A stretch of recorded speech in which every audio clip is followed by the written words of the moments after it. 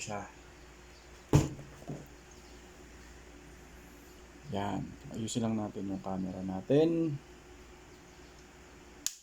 Oops. Yan. So, nabili ko siya sa Parts Pro PH. Yan. So, binigyan tayo or may libre tayong dalawang sticker. And yung item na binili ko ay brake pads. So, Brembo yung tatak. Okay, buksan na natin. Ito ay para sa Suzuki Celerio. First gen. Yung mga Gen 1 na Celerio. 2009, 2010. Okay. Buksan na natin. Uy! Ganda. Ganda ng pagkaka-pouch or pagkaka-package, ano? Pagkaka-pack.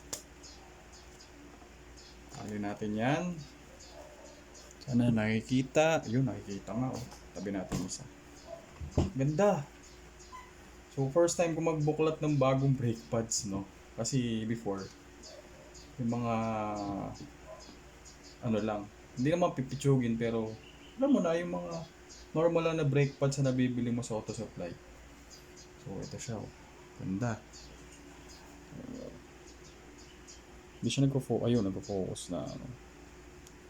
Ganda. So, sabi nila, ceramic din tong pads na to. So, meaning, hindi siya magkakaroon ng brake dust or brake dust sa mismong wheels mo or sa mugs. So, hopefully, mamaya pag uwi ko ng Lucena, wala siyang brake dust sa wheels niya or sa wheels. Hindi pala. So, ayan. Tapos, meron siyang so, ito yung isa. Check na lang din natin.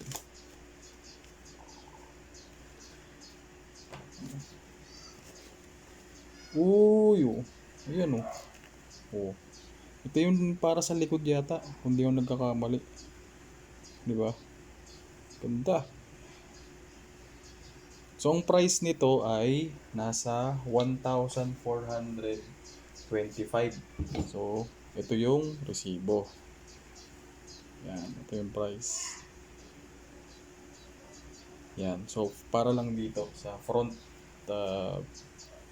brake pads. Tapos, meron siyang libreng sticker. Isang sticker and then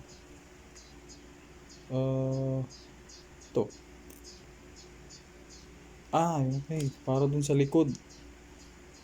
Oo nga, para dito yata yun sa likod niya. Dito. Okay. Tapos, syempre, may manual. Manual. Okay. So, gusto ko lang mag-thank you sa Parts Pro PH sa magandang transaction. First time ko silang i-message nun. Akala ko walang parts para sa Celerio Gen 1. Buti na lang meron. So, thank you sa magandang transaction. And, kakabit na natin ito mamaya.